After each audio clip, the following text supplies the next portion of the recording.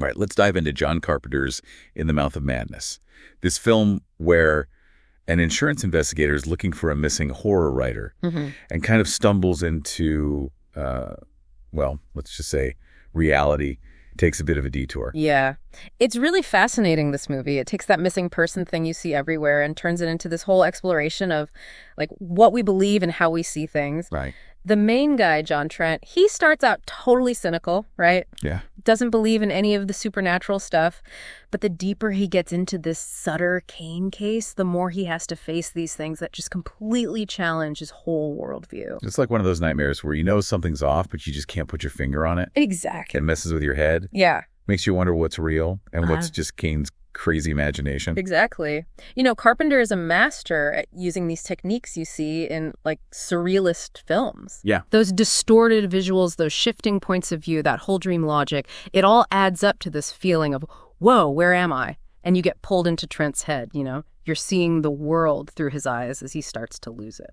One thing that really stood out to me was the connection to H.P. Lovecraft. Yeah. You know, that cosmic horror where humans are confronted with these ancient, unknowable forces that we just can't wrap our heads around. Absolutely. Carpenter taps right into that feeling of dread that Lovecraft was so good at. He shows us this world where the line between reality and fiction is blurry, you know? Yeah. Cain's stories, they're scary, but they seem to have a real impact on the world. Reality is kind of warping to fit his nightmarish visions. And the audience is left wondering, is horror just in our minds? Or can it actually break through into the real world? Like, is it contagious? Like in that scene in Hobb's End where the buildings start twisting and warping, almost breathing, as if Cain's dark imagination is infecting them. Precisely. The architecture, it becomes this metaphor for the breakdown of reason. Carpenter uses these impossible angles and distorted structures, you know, to show us realities breaking down. Like there's something beyond human comprehension at work. Right. And remember all those eyes. Oh, yeah. Everywhere, buildings, posters, reflections. It gives you this creepy sense that someone or something is constantly watching Trent. Yeah, those eyes were definitely unsettling. But let's talk about Sam Neill as John Trent for a moment. Oh, yeah. He starts out so confident and cynical, but as the movie goes on, you can practically see the fear and doubt eating away at him. Neill is amazing in this role. Yeah. He goes from this sharp, witty skeptic to a man on the verge of a total breakdown. And what's so brilliant is how Neill makes that descent relatable. You can see him struggling to hold on to his sanity as the world around him just gets weirder and more nightmarish. It reminded me a bit of Kurt Russell in The Thing. Starts out as this capable leader, then slowly succumbs to paranoia and suspicion as that alien thing infiltrates their base. It's a different kind of horror, but that isolation and distrust, it's definitely there in both. You're absolutely right. Carpenter is really interested in isolation and paranoia. How easily our sense of order can crumble when we're confronted with something we don't understand. Speaking of not understanding, this film doesn't shy away from ambiguity. No, it doesn't. We never really get concrete answers about what's really happening or what Sutter Cane's true motives are. It's up to us to figure it out. And that's one of the things that makes this film so effective. It uses that same ambiguity that Lovecraft was known for, leaving us with this lingering sense of dread and uncertainty. Yeah. Carpenter doesn't give us easy answers. He makes us face that cosmic horror right alongside Trent.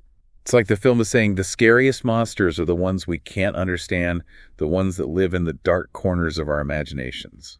Right. And it makes you think, are we creating those monsters? Or are they shaping our reality in ways we can't even grasp? That's a scary thought. Reminds me of another Carpenter film, They Live. Oh, yeah. You know, the one where the aliens are controlling everyone with subliminal messages hidden in the media? Yes. Different kind of invasion. Yeah. But it plays on that same fear of manipulation, of hidden agendas. Absolutely. Carpenter often uses genre elements to talk about social and political issues. In The Mouth of Madness, it's deeply psychological, but it also touches on the power of mass media and how it can shape our beliefs and even our reality. Right. Think about Cain's books. They have a real impact on his readers, driving some of them crazy, even violent. It's like a commentary on blind faith, how seductive a good story can be, even if it leads us down a dark path. Exactly. And it raises the question, what happens when the line between the story and the storyteller disappears completely? Who's in control then? That's a question we'll definitely have to dig into further as we go deeper into In the Mouth of Madness. But before we do that, I'm curious about your thoughts on a particular scene. One scene that really gets to me is when Trent first gets to Hobb's End. Oh, yeah. The whole town is covered in this thick fog, and the colors are so washed out, you know? Yeah. It's like stepping into an old, faded photograph. It's such a striking visual. Everything is so muted and lifeless, like the town itself is rotting from the inside out. Yeah. It perfectly sets the mood for all the creepy stuff that happens later. It does. And the way Carpenter uses color in this film is just so deliberate. Yeah. You know, all those grays and blues and greens, they create this atmosphere of coldness and isolation. Right. Reflects that bleak world that Sutter Cane's writing seems to be creating. And then there are those splashes of red. Yes. They really stand out against all that muted background. Exactly. Like the red dress on that woman Trent meets. Yeah. Such a stark contrast, almost like a beacon, you know? Or a warning sign. Yeah, a warning sign. Because red is often associated with danger and violence. Absolutely. Like both in traditional symbolism and in a lot of Carpenter's film. Oh, for sure. In The Mouth of Madness, red often signals that something supernatural is about to happen. Right. Or that things are about to get chaotic. Remember those red doorways? Oh, yeah. Those were creepy. They're like portals, thresholds leading to other worlds. Whoa. Or maybe just deeper into Trent's unraveling mind. I hadn't thought of it that way. They're like gateways to the madness that's hidden beneath the surface. Exactly. They represent that blurring of boundaries, that merging of the real and the imagined. Right. And this ties into the whole surrealism thing. Carpenter uses dream logic, distorted images. He wants to disorient us, make us question what's real and what's just in Trent's head, or maybe Sutter Cane's. There's that scene where Trent is in that endless corridor. Oh, yeah. The doors keep multiplying, leading to nowhere. It's so mind-bending. A visual representation of his descent into madness. It's a perfect visual for that feeling of being trapped in your own mind, you know? Yeah. Where logic and reason no longer apply. Yeah. And it highlights those existential themes the film is exploring. Right, like that line, reality is just what we tell each other it is. Exactly. It's chilling, but fits perfectly with the film's themes. It really makes you question everything. If reality is subjective, what can you trust? Your senses, your memories, your own mind. Like, we're all living in our own personal stories, shaped by our experiences, beliefs, and the things we tell ourselves. Yeah. And those stories can be so powerful they can actually become self-fulfilling prophecies. Right. And that brings us back to Sutter Cane. Yeah. He's not just a writer, he's an archetype.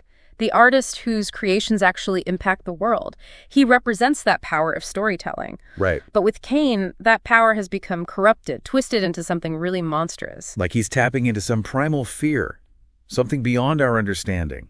And his stories are like a conduit, bringing those fears to life. Exactly. And that connects to Lovecraft's idea of cosmic horror, humanity facing these ancient, unknowable entities we can't even comprehend. But in The Mouth of Madness, they're not just lurking in the shadows. Right. They're being summoned by Cane's writing, brought into being by the belief of his readers. It makes you wonder about the responsibility of creators, you know? Yeah. What happens when art stops being just entertainment and starts to influence reality? Carpenter explores that a lot in his films. Think of Prince of Darkness. Oh, yeah. Where scientists find a canister with the essence of Satan in it, or They Live, with those aliens controlling us through subliminal messages. He keeps reminding us that the things we create, the ideas we unleash, they can have unintended consequences. It's like a warning about messing with forces we don't understand. Yeah. We might think we're in control, but what if they start controlling us? And that's where the social commentary in The Mouth of Madness becomes really strong.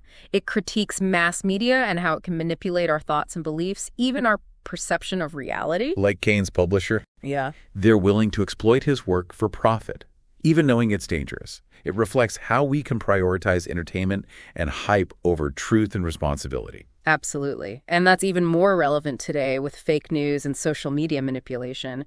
We're constantly bombarded with information. It's like Carpenter was ahead of his time, warning us about losing ourselves in a world of fake realities, where it's hard to tell what's true and what's not. In The Mouth of Madness is more than just a horror film. It's a cautionary tale about the power of belief and how easily we can be fooled. It challenges us to think critically, to question what we're told, and to be careful about the stories we choose to believe. So we've covered a lot. We have. The psychological and symbolic layers, the Lovecraftian horror, the social commentary. But what about its legacy? Yeah. How has In the Mouth of Madness influenced horror cinema and our understanding of the genre. I feel like it's become like a cult classic over the years. Yeah. In the Mouth of Madness, I mean. Like it's influenced a whole generation of horror filmmakers and fans. Yeah, you're right. It's had a subtle but really significant impact. You can see its influence in a lot of modern horror.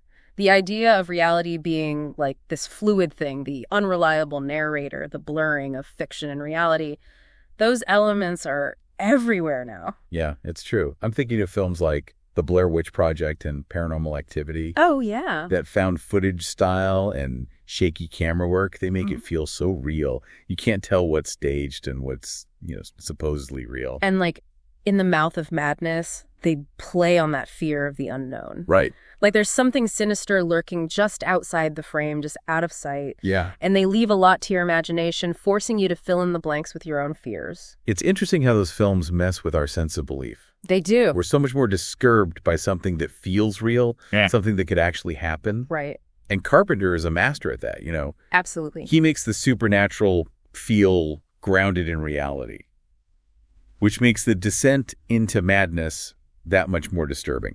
Exactly. And that's psychological horror, right? Right. Which Carpenter really helped to develop and make popular. Yeah. It's not about gore or jump scares. It's about getting under your skin, exploiting your deepest fears. It's the kind of horror that stays with you, Yeah. long after the movie's over. For sure. The kind that makes you question everything you thought you knew. And In the Mouth of Madness takes that psychological unease and pushes it to this cosmic level. It confronts us with the possibility that our reality is way more fragile and changeable than we think. Which kind of brings us back to that Lovecraftian dread we talked about earlier. It does. The fear of the unknown, that sense of insignificance we feel when faced with vast, unknowable forces. Exactly. But the film also offers, I don't know if I'd say hope, but maybe a challenge. Okay. It reminds us that we have a choice in what we believe in the stories we choose to let shape us. It's saying we don't have to just accept what we're told or be slaves to the narratives that are pushed on us. We have the power to question, to think for ourselves, and to create our own meaning. Right. And that's such a powerful message, especially today when we're drowning in information, misinformation, all these competing narratives. So, to wrap up our deep dive into In the Mouth of Madness, what would you say is the film's most lasting impact? I think it's that ability to make us think, to question our assumptions, to face these uncomfortable truths about ourselves and the world. Yeah. It's a horror film that stays with you, not because it's scary, but because it makes you ask these big questions about reality, belief, the limits of the human mind. It reminds us that the monsters we fear the most might not be hiding in the dark. Right. They might be in the stories we tell ourselves and the things we choose to believe. And that's terrifying and fascinating at the same time. It is. So to everyone listening, the next time you find yourself questioning reality or feeling overwhelmed by all the information out there, think about In the Mouth of Madness. It might give you some unsettling but valuable insights into the world we live in.